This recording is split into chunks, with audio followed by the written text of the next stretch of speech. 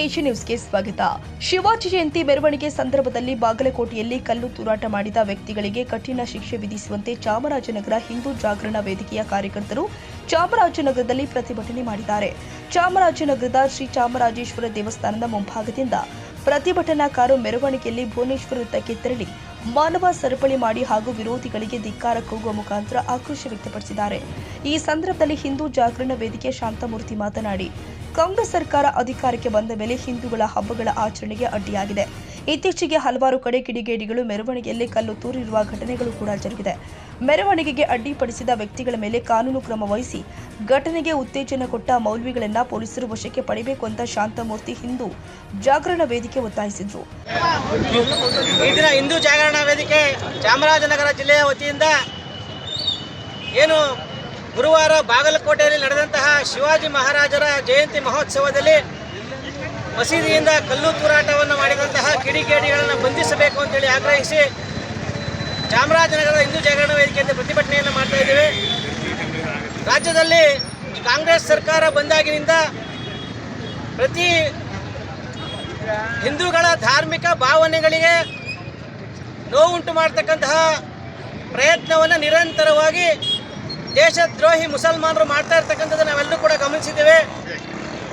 ಗಣಪತಿ ಉತ್ಸವ ಆಗಲಿ ಅಥವಾ ಹಿಂದೂ ಸಮಾಜವನ್ನು ಒಗ್ಗೂಡಿಸಿದಂತಹ ವ್ಯಕ್ತಿಗಳ ಜನ್ಮ ಜಯಂತಿಗಳಾಗಲಿ ಒಂದು ಭಾವನಾತ್ಮಕ ಕಾರ್ಯಕ್ರಮಗಳು ನಡೀತಾ ಇರ್ತಕ್ಕಂಥ ಸಂದರ್ಭದಲ್ಲಿ ಏನು ಮಸೀದಿಗಳಿಂದ ಕಲ್ಲು ಮತ್ತು ಚಪ್ಪಲಿ ತೂರಾಟವನ್ನು ಮಾಡುವಂತಹ ಕೃತ್ಯವನ್ನು ಎಸಗಿದ್ದಾರೆ.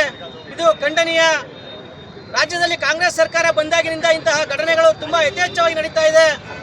ಎಲ್ಲ ಒಂದು ಕಡೆ ರಾಜ್ಯ ಸರ್ಕಾರ ಇಂತಹ ಒಂದು ಕಿಡಿಗೇಡಿಗಳಿಗೆ ಪರೋಕ್ಷವಾಗಿ ಬೆಂಬಲವನ್ನು ನೀಡ್ತಾ ಇರ್ತಕ್ಕಂಥದ್ದು ಕೂಡ ಅವರ ಒಂದು ಆಡಳಿತದ ದೃಷ್ಟಿಯಿಂದ ಗೊತ್ತಾಗ್ತಾ ಇದೆ.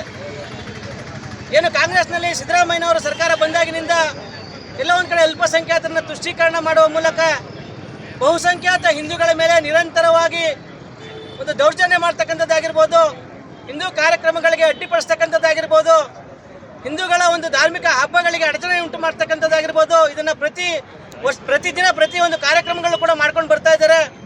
ಹಾಗಾಗಿ ಇದನ್ನು ಒಂದು ರಾಜ್ಯ ಸರ್ಕಾರ ಏನು ಪೊಲೀಸ್ ಇಲಾಖೆಯು ಸಹ ಸಂಪೂರ್ಣವಾಗಿ ಸ್ವತಂತ್ರವಾಗಿ ಒಂದು ತಮ್ಮ ತನಿಖೆಯನ್ನು ಮಾಡಿ ಅಪರಾಧಿಗಳಿಗೆ ಶಿಕ್ಷೆಯನ್ನು ಕೊಡಿಸೋದಕ್ಕೋಸ್ಕರ ಸಂಸ್ಥೆ ಅದರ ಮಧ್ಯದಲ್ಲಿ ಇವರು ಯಾರು ಕೂಡ ಒಂದು ಹಸ್ತಕ್ಷೇಪವನ್ನು ಮಾಡಬಾರ್ದು ಅಂತೇಳಿ ಇವತ್ತು ಒಂದು ಮನವಿಯನ್ನು ಮಾಡ್ತಿದ್ದೀವಿ. ಯಾಕೆ ಅಂತ ಹೇಳಿದ್ರೆ ಸಹಜವಾಗಿ ಪ್ರತಿಯೊಂದು ಧಾರ್ಮಿಕ ಕಾರ್ಯಕ್ರಮಗಳು ಕೂಡ ಕಲ್ಲು ಮತ್ತು ಚಪ್ಪಲಿ ಎಸೆತ ಮಸೀದಿಯಿಂದನೇ ಪ್ರಾರಂಭ ಆಗ್ತದೆ. ಯಾಕೆಂತೇಳಿ ನಮ್ಮ ಒಂದು ಭಾರತ ದೇಶ ಏನು ಜಾತ್ಯತೀತ ದೇಶ ಅಂತ ಹೇಳ್ತಿದ್ದೀವಿ. ಇವತ್ತು ನಾವು ಮುಸಲ್ಮಾನರ ಯಾವುದೇ ಕಾರ್ಯಕ್ರಮಗಳಿಗೆ ಹಿಂದೂಗಳಿಂದ ಯಾವುದೇ ಅಡೆತಡೆಗಳಾಗಿಲ್ಲ. ಆದರೂ ಕೂಡ ನಮ್ಮ ಒಂದು ಧಾರ್ಮಿಕ ವಿಚಾರಗಳಿಗೆ ಪದೇ ಪದೇ ಪ್ರತಿಯೊಂದು ಕಾರ್ಯಕ್ರಮಗಳು ಕೂಡ ಈ ಥರ ಅಡೆತಡೆಗಳನ್ನು ಮಾಡ್ತಾ ಇರ್ತಕ್ಕಂಥ ವಿರುದ್ಧ ಶಿಸ್ತು ಕ್ರಮವನ್ನು ಜರುಗಿಸಬೇಕು. ಹಾಗೆ ಆ ಒಂದು ಮಸೀದಿಯನ್ನು ಸಂಪೂರ್ಣವಾಗಿ ಬಂದ್ ಮಾಡಬೇಕು.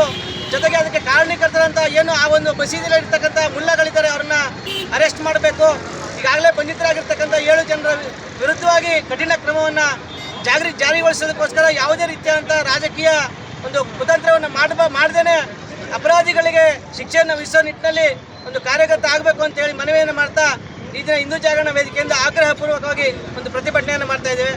ಪ್ರತಿಭಟನೆಯಲ್ಲಿ ಮರಾಠ ಸಮುದಾಯದ ಅಧ್ಯಕ್ಷರು ಆದ ವೆಂಕಟರಾವ್ ಸಾಟೆ, ವಿರಾಟ್ ಶಿವು, ಬುಲೆಟ್ ಚಂದ್ರು, ಚಂದ್ರಶೇಖರ್ ರಾವ್, ಕುಸಣ್ಣ, ಪಾಪುರಂಗಸ್ವಾಮಿ, ಸುಂದರಾಜು ಚಿದಂಬರ ಹಾಗೂ ಇನ್ನು ಮುಂತಾದವರು ಹಾಜರಿದ್ದರು.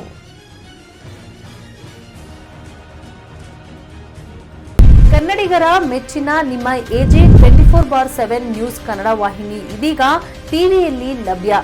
ವೇಳೆ ನೋಟಿಸ್ ಕೊಟ್ಟಿದ್ರೆ ವಾಪಸ್ ತಗೋತೀವಿ. ಇವತ್ತು ವಕ್ಫ್ ಪ್ರಾಪರ್ಟಿ ಅಂತೇಳಿ ಬರ್ತದೆ ಅಂತ ಹೇಳಿದ್ರೆ ರೈತರು ಬೀದಿಗೆ ಬದಲು ಏನ್ ಮಾಡ್ಬೇಕಾಗುತ್ತೆ? ಯಾರು ವೋಟ್ ಹಾಕಿಲ್ಲ ಅಂದ್ರೆ ಗ್ಯಾರಂಟಿನೆಲ್ಲ ಸ್ಟಾಪ್ ಮಾಡ್ಬಿಡ್ತೀವಿ.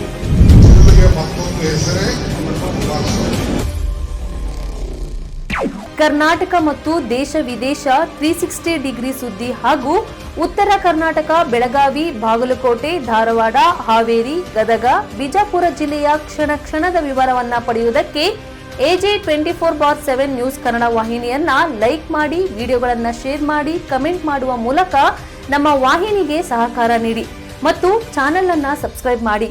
ಧನ್ಯವಾದಗಳು.